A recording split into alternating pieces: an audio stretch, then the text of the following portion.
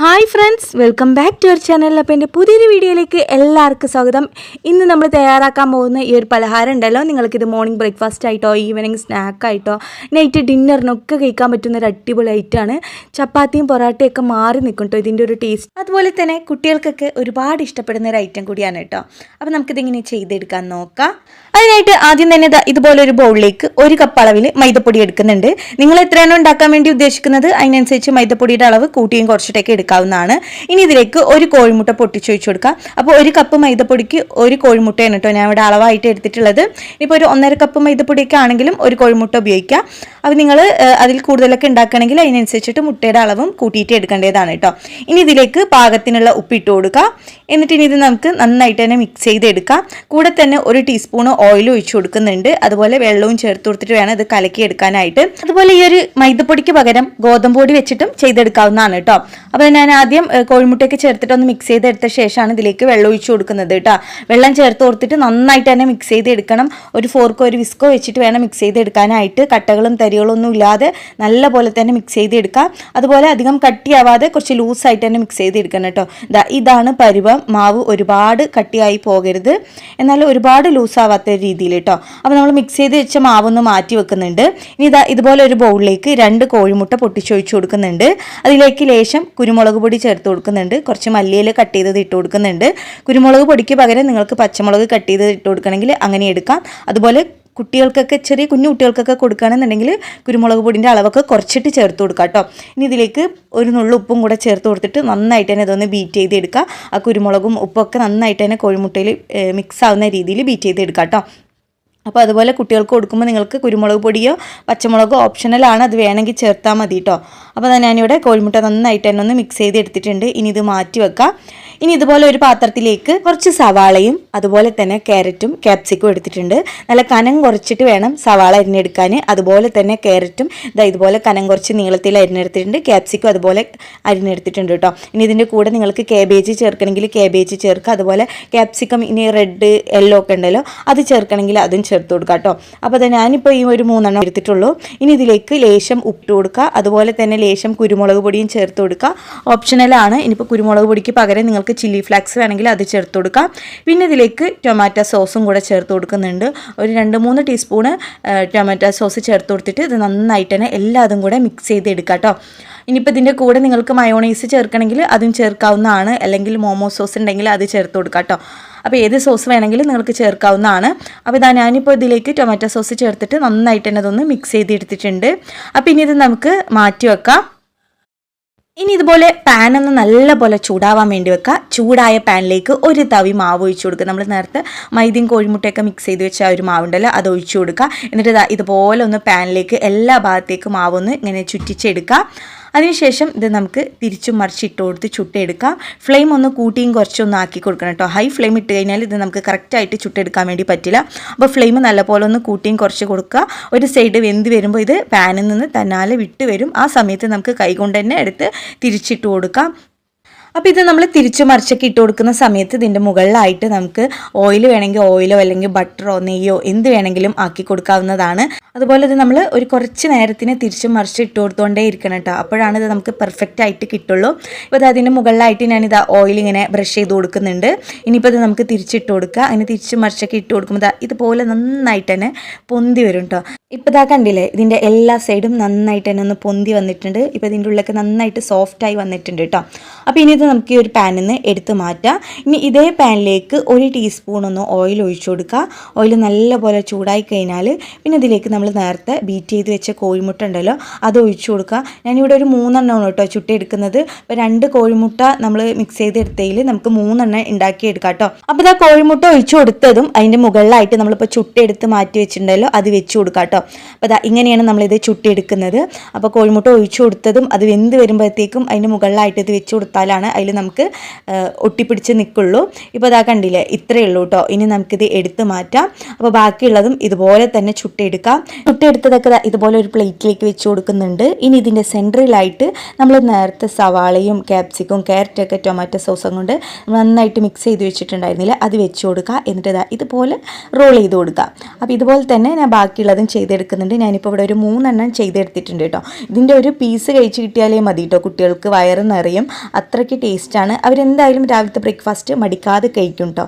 അപ്പോൾ എന്തായാലും നിങ്ങളിതൊന്ന് ട്രൈ ചെയ്ത് നോക്കുക. അപ്പോൾ ഇത്രയേ ഉള്ളൂ നമ്മുടെ ഒരു ബ്രേക്ക്ഫാസ്റ്റ് ഉണ്ടാക്കാനായിട്ട്. നമ്മുടെ വീട്ടുകളിലൊക്കെ ഉള്ള റേഷൻ അരി വെച്ചിട്ടാണ് കേട്ടോ വേഗത്തിൽ തന്നെ ഉണ്ടാക്കിയെടുക്കാം. അപ്പോൾ അതെങ്ങനെ ചെയ്തെടുക്കാൻ നോക്കാം. അതിനായിട്ട് ഇതുപോലെ ഒരു പാത്രത്തിലേക്ക് ഞാനിവിടെ വെള്ളയരി എടുത്തിട്ടുണ്ട്. റേഷൻ കടയിൽ നിന്ന് കിട്ടുന്ന വെള്ളയരിയാണ് എടുത്തിട്ടുള്ളത്. ഞാനിപ്പോൾ 2 കപ്പ് അളവിന് വെള്ളയരി എടുത്തിട്ടുണ്ട്. അതിപ്പോൾ ഇതുപോലെ ഒരു പാത്രത്തിലേക്ക് ഇട്ട് കൊടുക്കുക. ഇനി വേണ്ടത് നമുക്ക് പച്ചരിയാണ്. നമ്മൾ 2 കപ്പ് വെള്ളയരി ആണെങ്കിൽ അതിന് 1/2 കപ്പാണ് നമുക്ക് പച്ചരി ആവശ്യമുള്ളൂ. ഇനിയിപ്പോൾ നിങ്ങൾ 1 കപ്പ് വെള്ളയരിയാണ് എടുക്കുന്നതെങ്കിൽ 1/4 കപ്പ് പച്ചരി, അങ്ങനെ പച്ചരി കുറച്ചിട്ട് വേണം എടുക്കാനായിട്ട്. എന്നിട്ട് ഇത് രണ്ടും നന്നായിട്ട് തന്നെ വൃത്തിയായി കഴുകിയെടുക്കുക. റേഷൻ അരി ആയതുകൊണ്ട് തന്നെ നന്നായിട്ട് അഴുക്കുണ്ടാവും. അപ്പോൾ ഞാൻ എപ്പോഴും റേഷൻ അരി കഴുകുന്നത് ആദ്യം പച്ചവെള്ളം ഒഴിച്ചിട്ട് നന്നായി കഴുകിയെടുത്ത ശേഷം ഇളം ചൂടുള്ള വെള്ളം ഒഴിച്ചിട്ട് അരി നന്നായിട്ടൊന്ന് കഴുകിയെടുക്കും. അതിൽ അഴുക്കും ചിലപ്പോൾ നമ്മുടെ കയ്യിൽ ഇങ്ങനെ ഒരു പശ പോലെയൊക്കെ വരും അരി കഴുകുന്ന സമയത്ത്. അപ്പോൾ കയ്യിലേക്ക് അപ്പോൾ ഞാനൊന്ന് ചൂടുള്ള വെള്ളം ഒഴിച്ചിട്ട് നന്നായിട്ടൊന്ന് അരി തിരുമ്മി കഴുകിയ ശേഷമാണ് കുതിർക്കാൻ വേണ്ടി വെക്കാം. അപ്പോൾ അത് അരി കഴുകിയ ശേഷം കുതിർക്കാൻ വേണ്ടി വെള്ളം ഒഴിച്ച് വെച്ചിട്ടുണ്ട്. നമുക്ക് പെട്ടെന്ന് തന്നെ ഉണ്ടാക്കി കിട്ടണമെന്നുണ്ടെങ്കിൽ ഒരു അരമണിക്കൂറിൻ്റെ ഉള്ളിലൊക്കെ ഉണ്ടാക്കണം എന്നുണ്ടെങ്കിൽ നല്ല ചൂടുള്ള വെള്ളം ഒഴിച്ചിട്ട് കുതിർക്കാൻ വേണ്ടി വെക്കാം. അല്ല നമുക്ക് രാവിലേക്ക് ചെയ്യാൻ വേണ്ടിയിട്ടാണെങ്കിൽ രാത്രിക്കോ അല്ലെങ്കിൽ വൈകുന്നേരത്തേക്കാണെങ്കിൽ ഉച്ചയ്ക്കൊക്കെ കുതിർക്കാൻ വേണ്ടിയിട്ടാലും മതി. ഞാനിപ്പോൾ ഇത് നല്ല ചൂടുള്ള വെള്ളം ഒഴിച്ച് കൊടുത്തിട്ട് ഒരു അരമണിക്കൂറിൻ്റെ ഉള്ളിൽ കുതിർത്തെടുത്താണ് കേട്ടോ. നല്ല തിളച്ച വെള്ളം ഒഴിച്ച് കൊടുത്താൽ മതി. ചൂടുള്ള വെള്ളം ആകുമ്പോൾ പെട്ടെന്ന് നമുക്ക് കുതിർന്ന് കിട്ടും. അപ്പോൾ അരി നന്നായിട്ട് കുതിർന്ന് വന്നിട്ടുണ്ട്. വെള്ളമൊക്കെ നല്ല വറ്റിയ പോലെ കുതിർന്ന് വന്നിട്ടുണ്ട്. അപ്പോൾ ഞാനിത് മിക്സിൻ്റെ ജാറിലേക്ക് ഇട്ടിട്ട് അരച്ചെടുക്കാൻ വേണ്ടി പോവുകയാണ്. ഞാനിവിടെ 2 പ്രാവശ്യമായിട്ടാണ് അരി അരച്ചെടുക്കുന്നത്. ഈ അരി അരച്ചെടുക്കുന്നതിൻ്റെ കൂട്ടത്തിൽ തന്നെ നമ്മൾ വലിയ ഉള്ളിയും തേങ്ങയും വലിയ ജീരകവും ചേർത്ത് കൊടുക്കുന്നുണ്ട്, ഫെന്നൽ സീഡ്. അപ്പോൾ ഞാൻ 2 പ്രാവശ്യം അരയ്ക്കുമ്പോഴും വലിയ ഉള്ളിയും തേങ്ങയും ജീരകവും ചേർത്ത് കൊടുത്തിട്ട് അരച്ചെടുക്കുന്നത്. നമ്മുടെ മിക്സിൻ്റെ തികയാത്തത് കൊണ്ടാണ് ഞാനിപ്പോൾ 2 പ്രാവശ്യമായിട്ട് അരച്ചെടുക്കുന്നത് കേട്ടോ. അപ്പോൾ സവാളയും തേങ്ങയും ജീരകം ചേർത്ത് കൊടുത്തിട്ട് ലേശം വെള്ളവും കൂടെ ഒഴിച്ചു കൊടുക്കുന്നുണ്ട്. ജീരകം 1 ടീസ്പൂണാണ്. മൊത്തം 2 പ്രാവശ്യമായിട്ട് 2 ടീസ്പൂൺ ജീരകം എടുത്തിട്ടുണ്ട്. അതേപോലെ തന്നെ 2 കപ്പ് തേങ്ങ ചെരുവിയതും ഞാൻ എടുത്തിട്ടുണ്ട് കേട്ടോ. അപ്പോൾ അരച്ചെടുക്കേണ്ട രീതി ഈ ഒരു രീതിയിലാണ് അരച്ചെടുക്കാനായിട്ട്. അധികം വെള്ളം ചേർക്കാതെ ഈ ഒരു കട്ടിക്ക് അരച്ചെടുക്കുക. അതേപോലെ തന്നെ നല്ല പേസ്റ്റ് പോലെ അരയരുത്, ലേശം ഒരു തരിതരിപ്പ് ഉള്ള രീതിയിൽ വേണം അരച്ചെടുക്കാനായിട്ട്. അപ്പോഴാണ് നമുക്ക് ഈ ഒരു നെയ്പ്പത്തൽ കറക്റ്റ് പെർഫെക്റ്റ് ആയിട്ട് കിട്ടുള്ളൂ. ഞാനിപ്പോൾ 2 പ്രാവശ്യമായിട്ട് അരച്ചെടുത്തത് ഇതുപോലെ ഒരു പാത്രത്തിലേക്ക് ഇട്ട് കൊടുത്തിട്ടുണ്ട്.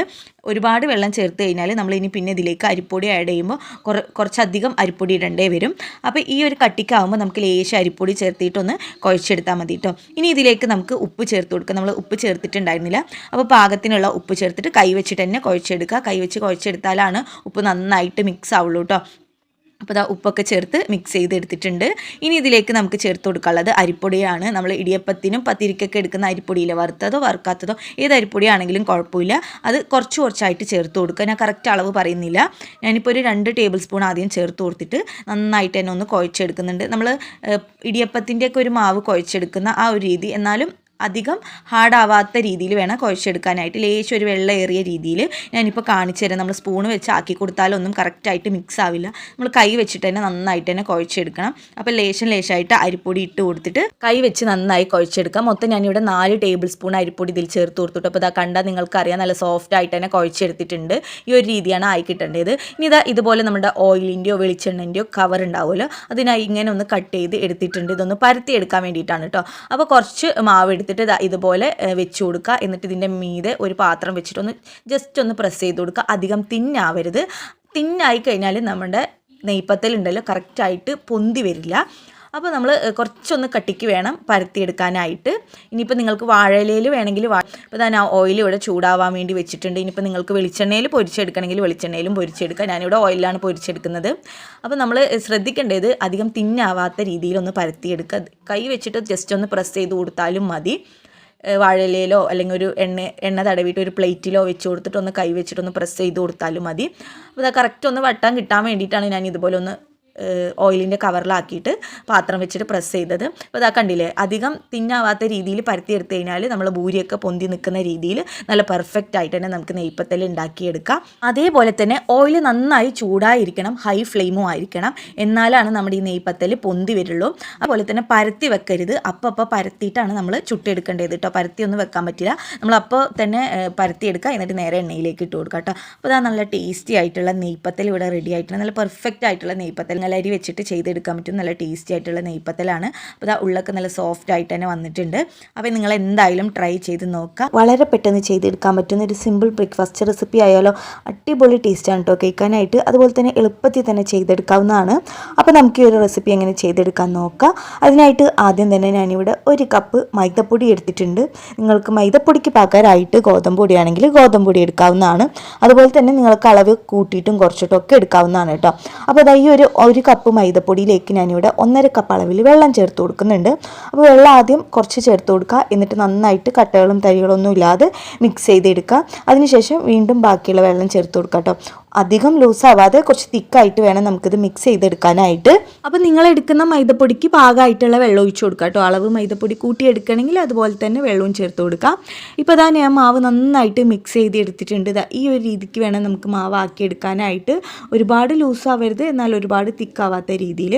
അപ്പോൾ ഇനി നമുക്കത് മാറ്റി വെക്കാം. ഇനി ഇതുപോലെ ഒരു ബൗൾ എടുക്കുക. അതിലേക്ക് ഞാനിവിടെ 1 ഉരുളൻകിഴങ്ങാണ് കേട്ടോ, മീഡിയം അത്യാവശ്യം കുറച്ച് വലിപ്പമുള്ള ഒരു ഉരുളൻകിഴങ്ങ് എടുത്തിട്ടുള്ളത്.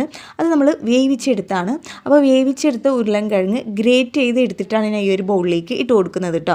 അപ്പോൾ ചെറിയൊരു ഉരുളൻകിഴങ്ങൊക്കെ ആണെന്നുണ്ടെങ്കിൽ നിങ്ങൾക്ക് 2 എടുക്കുക, അല്ല അത്യാവശ്യം വലിപ്പമുണ്ടെങ്കിൽ 1 മതിയാവും. എന്നിട്ട് ഇത് നമ്മൾ കൈ വെച്ചിട്ട് നന്നായിട്ട് തന്നെ ഒന്ന് ഉടച്ചെടുക്കണം.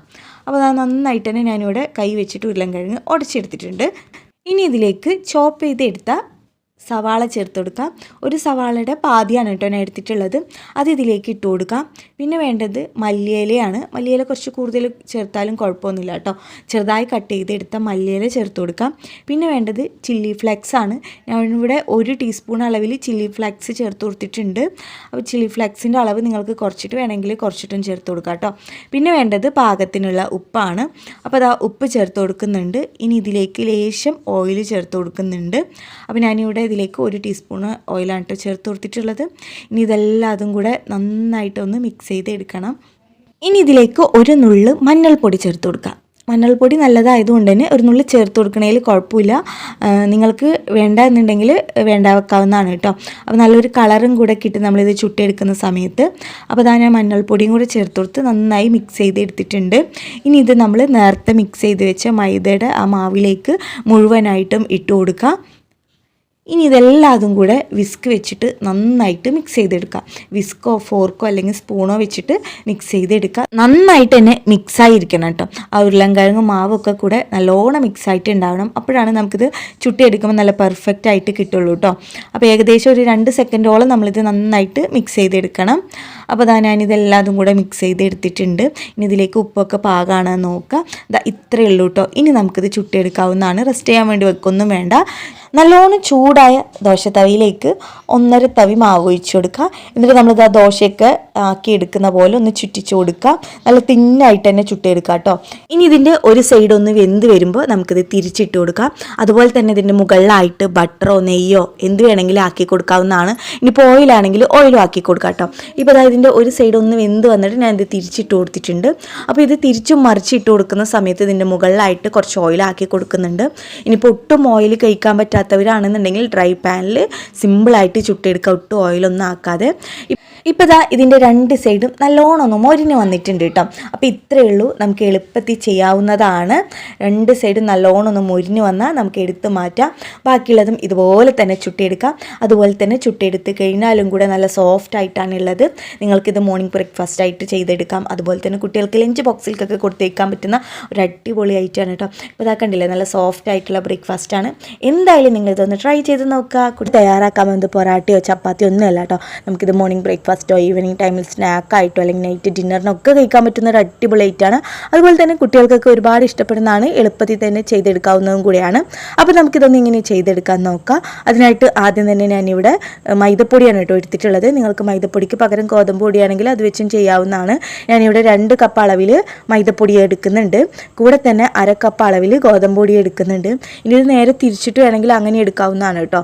ഗോതമ്പ് പൊടി എടുത്തിട്ട് 1/2 കപ്പ് മൈദ ചേർത്ത് കൊടുക്കാം, അല്ലെങ്കിൽ മൈദപ്പൊടി എടുത്തിട്ട് ഗോതമ്പ് പൊടി, അങ്ങനെ നിങ്ങൾക്ക് ഇഷ്ടമുള്ള പോലെ ചേർത്ത് കൊടുക്കാം. ഇനി ഇതിലേക്ക് നമുക്ക് പാകത്തിനുള്ള ഉപ്പ് ചേർത്ത് കൊടുക്കാം. പിന്നെ വേണ്ടത് പൊടിച്ചെടുത്ത പഞ്ചസാരയാണ്. 2 ടേബിൾ സ്പൂൺ അളവിൽ പൊടിച്ചെടുത്ത പഞ്ചസാര ചേർത്ത് കൊടുക്കാം.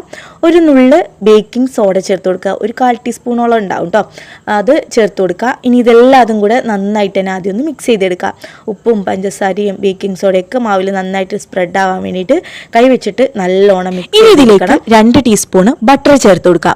ഞാനിവിടെ മെൽറ്റ് ചെയ്തിട്ടാണ് ചേർത്ത് കൊടുക്കുന്നത്.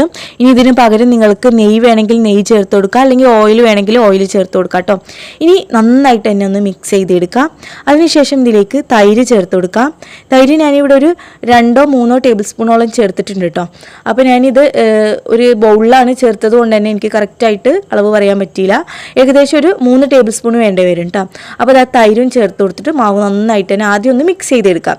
ഈ തൈരും ഓയിലും ഒക്കെ നല്ലോണം മാവിൽ മിക്സ് ചെയ്തെടുത്ത ശേഷം ഇനി ഇതിലേക്ക് നമുക്ക് വെള്ളം ഒഴിച്ചു കൊടുക്കാം. പച്ചവെള്ളമാണ് ഞാനിവിടെ ഒഴിച്ചു കൊടുക്കുന്നത്. വെള്ളം ഒഴിച്ചു കൊടുക്കുമ്പോൾ ശ്രദ്ധിക്കാം, മൈദയാണ്, പെട്ടെന്ന് ഏറിപ്പോവും നമ്മൾ തൈരും ചേർത്തുകൊണ്ട് തന്നെ. അപ്പോൾ ഞാനിപ്പോൾ ഇതിലേക്ക് ലേശം വെള്ളം ചേർത്ത് കൊടുത്തിട്ട് ആദ്യം ഒന്ന് സെറ്റായിട്ടൊന്ന് കുഴച്ചെടുത്തിട്ടുണ്ട്. ഇനി ഇതിലേക്ക് നമുക്ക് ലേശം ഒന്ന് ഓയിലാക്കി കൊടുത്തിട്ട് വീണ്ടും നല്ല സോഫ്റ്റ് ആയിട്ട് തന്നെ കുഴച്ചെടുക്കാം. അപ്പോൾ കുഴച്ചെടുത്ത മാവ് ഞാനിവിടെ ഒരു 10-20 മിനിറ്റ് റെസ്റ്റ് ചെയ്യാൻ വേണ്ടി വെച്ചിട്ടുണ്ടായിരുന്നു. ഇനി ഇതൊന്ന് നമ്മൾ ചപ്പാത്തിക്കൊക്കെ എടുക്കുന്ന അത്യാവശ്യം മീഡിയം സൈസ് ബോൾസ് ആക്കി എടുക്കുക. എന്നിട്ട് ഇതുപോലെ ചെറുതായിട്ടൊന്ന് ലേശം പൊടിയിട്ടിട്ടൊന്ന് പരത്തി കൊടുക്കുക. എന്നിട്ട് ഇതിൻ്റെ സെൻട്രലായിട്ട് നമ്മൾ മെൽറ്റ് ചെയ്ത ബട്ടർ ഉണ്ടല്ലോ, അതൊന്ന് ഇതുപോലെ ബ്രഷ് ചെയ്ത് കൊടുക്കുക. ഇനിയിപ്പോൾ നിങ്ങൾക്ക് ബട്ടറിന് പകരം ഓയിൽ വേണമെങ്കിൽ ഓയിൽ ബ്രഷ് ചെയ്ത് കൊടുക്കാവുന്നതാണ്, നെയ്യ് വേണമെങ്കിൽ നെയ്യ് ബ്രഷ് ചെയ്ത് കൊടുക്കുക കേട്ടോ. എന്നിട്ട് ഇതുപോലെ ഒന്ന് എല്ലാ സൈഡും ഒന്ന് ക്ലോസ് ചെയ്ത് കൊടുത്തിട്ടൊന്ന് റോൾ ചെയ്തെടുക്കാം. ഇനി ഇത് വീണ്ടും ഒന്നുകൂടെ ഒന്ന് പരത്തിയെടുക്കുക. ലേശം പൊടിയിട്ടിട്ട് നമ്മൾ ചപ്പാത്തിയൊക്കെ പരത്തിയെടുക്കുന്ന പോലെ തന്നെ, പക്ഷെ ഒരുപാട് തിന്നാവാതെ ലേശം ഒരു കട്ടിക്ക് വേണം. നമ്മൾ റൊട്ടിയൊക്കെ ഉണ്ടാക്കുന്ന ആ ഒരു കട്ടിക്ക് വേണം കേട്ടോ പരത്തിയെടുക്കാനായിട്ട്. അതിനുശേഷം പാൻ നന്നായി ചൂടാവാൻ വേണ്ടി വെക്കുക. ചൂടായ പാനിലേക്ക് ഒരു പീസ് ബട്ടർ ഇട്ട് കൊടുക്കുക. ഇത് നമ്മൾ പരത്തിയെടുത്തത് ഇതിൻ്റെ മുകളിൽ വെച്ച് കൊടുക്കുക. ഇനി ഇതിൻ്റെ മുകളിലായിട്ട് നമ്മൾ ഈ പരത്തിയെടുത്തതിൻ്റെ മുകളിലായിട്ട് കുറച്ച് കറുത്ത എള്ളും വെള്ള എള്ളും കുറച്ച് മല്ലിയില കട്ട് ചെയ്തതും കൂടെ ഇട്ട് കൊടുക്കാം. ഇനി ഇത് നമുക്ക് പതുക്കെ ഒന്ന് തിരിച്ചിട്ട് കൊടുക്കാം. നിങ്ങൾക്ക് പരത്തിയെടുത്ത ശേഷം എള്ളും ഈ മല്ലിയിലേക്ക് ഇട്ടിട്ടൊന്ന് വെറുതെ ഇങ്ങനെ പരത്തി കൊടുത്തിട്ട് ചുട്ടെടുക്കണമെങ്കിൽ അങ്ങനെയും ചെയ്യാം കേട്ടോ. ഞാനിപ്പോൾ ഇങ്ങനെയാണ് കേട്ടോ ചെയ്തെടുക്കുന്നത്. ഇനി ഇത് നമുക്ക് തിരിച്ചും മറിച്ചൊക്കെ ഇട്ട് കൊടുക്കാം. നന്നായിട്ട് വീർത്ത് പൊന്തി വരും, അതുപോലെ നല്ല സോഫ്റ്റ് ആയിരിക്കും കേട്ടോ. അപ്പോൾ ഇതിപ്പോൾ പൊന്തി വരുന്ന സമയത്തും ചെറിയൊരു പീസ് ബട്ടർ ഞാൻ ഇട്ട് കൊടുത്തിട്ട് എല്ലാ ഭാഗത്തേക്കും ഒന്ന് സ്പ്രെഡ് ആക്കി കൊടുക്കുന്നുണ്ട്. നിങ്ങൾക്ക് ബട്ടറിന് പകരം നെയ്യോ ഓയിലോ ഒക്കെ എടുക്കാവുന്നതാണ് കേട്ടോ. ഇപ്പോൾ ഇത് കണ്ടില്ലേ, നന്നായിട്ട് തന്നെ ഇവിടെ വീർത്ത് പൊന്തി വന്നിട്ടുണ്ട് കേട്ടോ. അപ്പോൾ നമ്മൾ തിരിച്ച് മറിച്ചൊക്കെ ഇട്ട് കൊടുത്ത് നന്നായിട്ട് എല്ലാ സൈഡും ഒന്ന് മൊരിഞ്ഞ് വന്നു കഴിഞ്ഞാൽ പിന്നെ നമുക്ക് എടുത്ത് മാറ്റാവുന്നതാണ്. ബാക്കിയുള്ളതും ഇതുപോലെ തന്നെ ചുട്ടിയെടുക്കാം കേട്ടോ. നമുക്ക് സിമ്പിളായിട്ട് ചെയ്തെടുക്കാവുന്നതാണ്. നമ്മൾ പൊറോട്ടയൊക്കെ ഉണ്ടാക്കിയെടുക്കുമ്പോഴത്തേനും ടൈം എടുക്കും. ഇതാകുമ്പോൾ നമുക്ക് എളുപ്പത്തിൽ ചെയ്തെടുക്കാം. കുട്ടികൾക്കൊക്കെ ഒരുപാട് ഇഷ്ടപ്പെടും കേട്ടോ. അവർക്ക് വേണമെങ്കിൽ നമുക്കിത് ലഞ്ച് ബോക്സിലും കൊടുത്തയക്കാം. അപ്പോൾ എന്തായാലും നിങ്ങളിതൊന്ന് ട്രൈ ചെയ്ത് നോക്കുക. കൂടി വളരെ പെട്ടെന്ന് ചെയ്തെടുക്കാൻ പറ്റും നല്ല ടേസ്റ്റി ആയിട്ടുള്ള റെസിപ്പി ആയാലും. അതിനായിട്ട് ആദ്യം തന്നെ സ്റ്റൗ ഓൺ ചെയ്തിട്ട് ഇതുപോലെ ഒരു പാൻ വെച്ച് കൊടുത്തിട്ടുണ്ട്. അതിലേക്ക് ലേശം ഒന്ന് ഓയിൽ ഒഴിച്ച് കൊടുത്തിട്ടുണ്ട്. ഓയിലിന് പകരം നിങ്ങൾക്ക് വെളിച്ചെണ്ണ വേണമെങ്കിൽ വെളിച്ചെണ്ണ എടുക്കാവുന്നതാണ്. ഓയിലൊന്ന് ചൂടായി വരുമ്പോൾ 1/2 ടീസ്പൂൺ അളവിൽ വലിയ ജീരകം ചേർത്ത് കൊടുക്കുക കേട്ടോ, ഫെന്നൽ സീഡ്. ഇതിങ്ങോട്ട് പൊട്ടി വരുമ്പോൾ ഇതിലേക്ക് നമുക്ക് ഇഞ്ചി വെളുത്തുള്ളി പേസ്റ്റ് ചേർത്ത് കൊടുക്കാം. ഞാനിവിടെ ഒരു വെളുത്തുള്ളിയും ഒരു ചെറിയൊരു കഷ്ണം ഇഞ്ചിയാണ് കേട്ടോ എടുത്തിട്ടുള്ളത്. അത് ഈ ചൂടായ എണ്ണയിലേക്ക് ഇട്ട് കൊടുക്കുക. ഇനിയിപ്പോൾ നിങ്ങളുടെ കയ്യിൽ പേസ്റ്റ് ആണെങ്കിൽ അത് ചേർത്ത് കൊടുക്കുക. ഞാൻ ചതച്ചതാണ് കേട്ടോ ഇട്ട് കൊടുത്തിരിക്കുന്നത്. ഈ ചേർത്ത് കൊടുത്ത വെളുത്തുള്ളിയും ഇഞ്ചിയൊക്കെ നന്നായിട്ട് തന്നെ ഒന്ന് മൊരിഞ്ഞ് വന്നു കഴിഞ്ഞാൽ പിന്നെ ഇതിലേക്ക് നമുക്ക് ഒരു സവാള ചെറുതായി അരിഞ്ഞതിട്ട് കൊടുക്കാം. അപ്പോൾ ഒരു സവാളയുടെ പകുതിയാണ് കേട്ടോ ഞാൻ എടുത്തിട്ടുള്ളത്. ചെറുതാണെങ്കിൽ ഒന്നെടുക്കുക, വലുതാണെങ്കിൽ അതിൻ്റെ പകുതി എടുക്കാം. അതും ഇതിലേക്ക് ഇട്ട് കൊടുത്തിട്ട് നന്നായിട്ട് തന്നെ ഒന്ന് ഇളക്കി കൊടുക്കുന്നുണ്ട്. ഇനി ചേർത്ത് കൊടുത്ത് സവാളയുടെ കളറൊക്കെ നന്നായിട്ട് തന്നെ ഒന്ന് മാറി വരണം കേട്ടോ, ലൈറ്റ് ഒരു ബ്രൗൺ കളറായി വരണം. ഇതിലേക്ക് ഇനി നമുക്ക് ലേശം ചില്ലി ഫ്ലാക്സ് ചേർത്ത് കൊടുക്കുക. ഞാനിവിടെ 1/2 ടീസ്പൂൺ അളവിൽ ചില്ലി ഫ്ലാക്സ് ചേർത്ത് കൊടുത്തിട്ടുണ്ട്. എന്നിട്ട് ഇത് രണ്ടും നന്നായിട്ട് തന്നെ ഇളക്കി കൊടുക്കുക. ആ ചില്ലി ഫ്ലാക്സ് ഒക്കെ നന്നായിട്ട് തന്നെ എണ്ണയിലൊന്ന് മൊരിഞ്ഞ് വരണം കേട്ടോ. ഇനി ഇതിലേക്ക് നമുക്ക് വെള്ളം ചേർത്ത് കൊടുക്കാം. അപ്പോൾ ഞാനിപ്പോൾ ഇവിടെ ഇതിലേക്ക് 1.5 കപ്പ് അളവിൽ വെള്ളം ചേർത്ത് കൊടുക്കുന്നുണ്ട്. നമ്മളിപ്പോൾ ഇതിലേക്ക് 1 കപ്പ് അളവിന് അരിപ്പൊടിയാണ് എടുക്കുന്നത്. അതിന് 1.5 കപ്പ് അളവിന് വെള്ളം ചേർത്ത് കൊടുത്തിട്ടുണ്ട്. പിന്നെ പാകത്തിനുള്ള ഉപ്പും കൂടെ ചേർത്ത് കൊടുത്തിട്ടുണ്ട്. ഇനി ഇത് നന്നായിട്ടൊന്ന് ഇളക്കി കൊടുത്തിട്ട് ഇത് നല്ലോണം ഒന്ന് തിളച്ച് വരാൻ വേണ്ടി വെക്കാം. തിളച്ച് വരുന്ന സമയത്ത് ഇത് നമ്മൾ ഫ്ലെയിം നന്നായിട്ട് കുറച്ച് വെക്കുക. എന്നിട്ട് ഇതിലേക്ക് നമുക്ക് അരിപ്പൊടി ചേർത്ത് കൊടുക്കാം. ഇടിയപ്പം പത്തിരിയൊക്കെ ഉണ്ടാക്കുന്ന ആ ഒരു അരിപ്പൊടിയാണ് കേട്ടോ എടുത്തിട്ടുള്ളത്. വറുത്ത അരിപ്പൊടിയോ വറുക്കാത്ത അരിപ്പൊടി ആണെങ്കിലും കുഴപ്പമില്ല കേട്ടോ. ഞാനിപ്പോൾ എടുത്തിട്ടുള്ളത് വറുക്കാത്ത അരിപ്പൊടിയാണ്. അപ്പോൾ നമ്മൾ ഇതിലേക്ക് അരിപ്പൊടി കുറച്ചായിട്ട് വേണം ചേർത്ത് കൊടുക്കാനായിട്ട്. അപ്പോൾ ഞാനിവിടെ 1 കപ്പ് അരിപ്പൊടി കുറച്ചായിട്ട് ചേർത്ത് കൊടുക്കുന്നുണ്ട്. അപ്പോൾ പാകമായി വന്നു കഴിഞ്ഞാൽ പിന്നെ നമ്മൾ അരിപ്പൊടി ഇട്ട് കൊടുക്കരുത് കേട്ടോ. അപ്പോൾ എനിക്കിപ്പോൾ ഇവിടെ 1.5 കപ്പ് വെള്ളത്തിന് 1 കപ്പ് അരിപ്പൊടിയാണ് വേണ്ടി വന്നത്.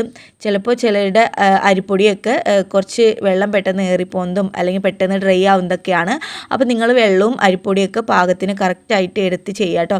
അപ്പോൾ നമുക്കിപ്പോൾ അരിപ്പൊടി 1 കപ്പ് അരിപ്പൊടിയിൽ ഒരു ലേശം 1 ടേബിൾ സ്പൂൺ ബാക്കി വന്നിട്ടുണ്ട്. ബാക്കിയെല്ലാം അതിലേക്ക് ഇട്ട് കൊടുത്തിട്ടുണ്ട് കേട്ടോ. ഇനി നമുക്കിത് നന്നായിട്ടൊന്ന് ഇളക്കി കൊടുത്ത ശേഷം ഫ്ലെയിം ഓഫ് ചെയ്ത് ഇതൊന്ന് ചൂടാറാൻ വേണ്ടി അടച്ചു വെക്കാം. ഈ ഒരു പരുവത്തിലാണ് കേട്ടോ ആയി കിട്ടേണ്ടത്. ഒരു പാതി ചൂടാറുന്ന വരെ നമുക്കിത് അടച്ചു വെക്കാം കേട്ടോ.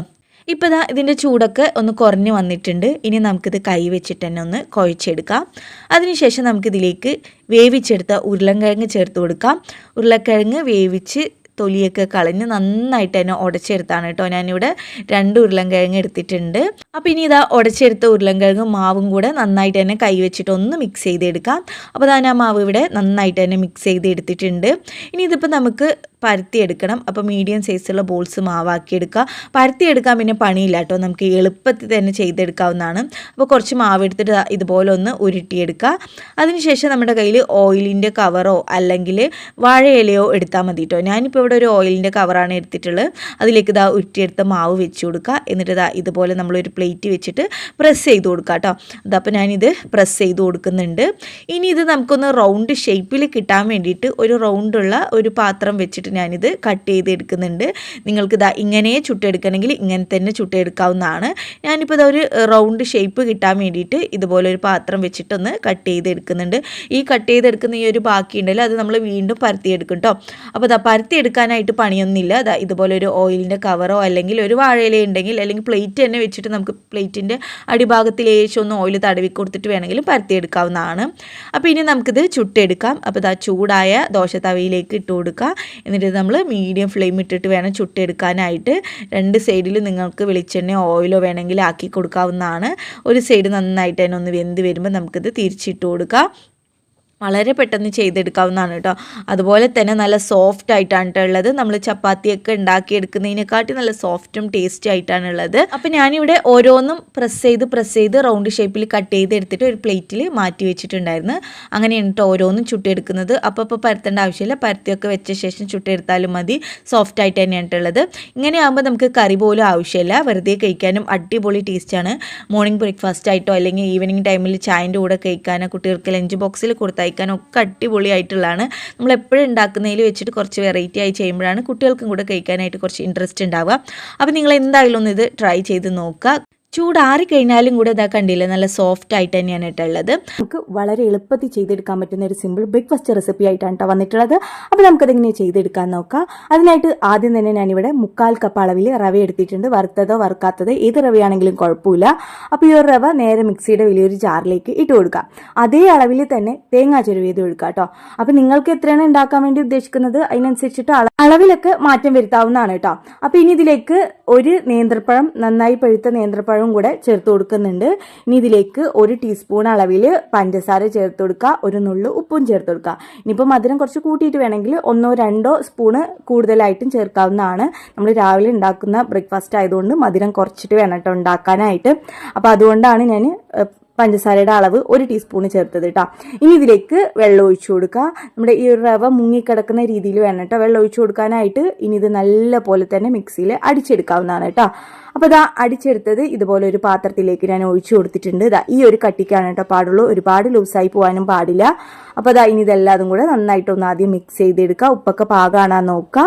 ഇനി നമുക്കിത് ചുട്ടെടുക്കാം. ചൂടായ പാനിലേക്ക് ഇതുപോലെ ഒഴിച്ചു കൊടുക്കുക. എന്നിട്ട് ഇതൊന്ന് അടച്ചു വെക്കാം. ഇതിൻ്റെ മുകളിലായിട്ട് നിങ്ങൾക്ക് നെയ്യോ വെളിച്ചെണ്ണയോ എന്ത് വേണമെങ്കിലും ആക്കി കൊടുക്കുക. ഇനിയിപ്പോൾ ഓയിലാക്കി കൊടുക്കണമെങ്കിൽ അങ്ങനെ ആക്കി കൊടുക്കുക. ഇനി ഒട്ടും എണ്ണ കഴിക്കാൻ പറ്റാത്തവരാണെന്നുണ്ടെങ്കിൽ ഒട്ടും എണ്ണ ആക്കാതെ ഡ്രൈ ആയിട്ട് തന്നെ ചുട്ടിയെടുക്കാവുന്നതാണ് കേട്ടോ. ഞാൻ ഇപ്പോൾ കുട്ടികൾക്കൊക്കെ കൊടുക്കുമ്പോൾ ഇതിൻ്റെ ചുറ്റിലും കുറച്ച് വെളിച്ചെണ്ണയോ നെയ്യോ ആക്കി കൊടുക്കണ്ട, അതുകൊണ്ടാണ് ഞാനിങ്ങനെ ആക്കി കൊടുത്തത്. അപ്പോൾ ഇത് ഒരു സൈഡ് വെന്ത് വരുമ്പോൾ നമുക്ക് തിരിച്ചിട്ട് കൊടുക്കാം. ഇപ്പോൾ ഇതാ ഇതിൻ്റെ ഒരു സൈഡ് നല്ലപോലെ വെന്ത് വന്നിട്ടുണ്ട്. ഇനിയിപ്പോൾ ഇത് ഞാൻ നേരെ തിരിച്ചിട്ട് കൊടുക്കണം കേട്ടോ. അപ്പോൾ അതാ കണ്ടില്ലേ, രണ്ട് സൈഡും നല്ലപോലെ തന്നെ ഒന്ന് മൊരിയിച്ചെടുക്കുക കേട്ടോ. പെട്ടെന്ന് ഉണ്ടാക്കി എടുക്കാവുന്നതാണ്. ഇതിപ്പോൾ കണ്ടില്ലേ നല്ല പോലെ തന്നെ വെന്ത് വന്നിട്ടുണ്ട്. ഇനി ഇത് നമുക്ക് എടുത്ത് മാറ്റാവുന്നതാണ്. ബാക്കിയുള്ളതും ഇതുപോലെ തന്നെ ചുട്ടെടുക്കാം. എളുപ്പത്തിൽ ചെയ്തെടുക്കാവുന്നതാണ്. കുട്ടികൾക്കൊക്കെ ഒരുപാട് ഇഷ്ടപ്പെടുന്ന ഐറ്റം കൂടിയുണ്ട്. നമ്മളിപ്പോൾ പഴമൊക്കെ ചേർത്തുകൊണ്ട് തന്നെ ഹെൽത്തിയാണ്. ഈവനിങ് ടൈമിൽ സ്നാക്കായിട്ടും കഴിക്കാൻ പറ്റുന്ന ഐറ്റമാണ് കേട്ടോ. അപ്പോൾ വീഡിയോ ഇഷ്ടപ്പെട്ടാൽ ലൈക്ക് ചെയ്യുക, ഷെയർ ചെയ്യുക, കമൻറ്റ് ചെയ്യുക. ചാനൽ ഇഷ്ടപ്പെടുകയാണെങ്കിൽ ചാനൽ ഒന്ന് സബ്സ്ക്രൈബ് ചെയ്ത് സപ്പോർട്ട് ചെയ്യുക. പുതിയ വീഡിയോസായി വീണ്ടും കാണാം. Thanks for watching my video. By.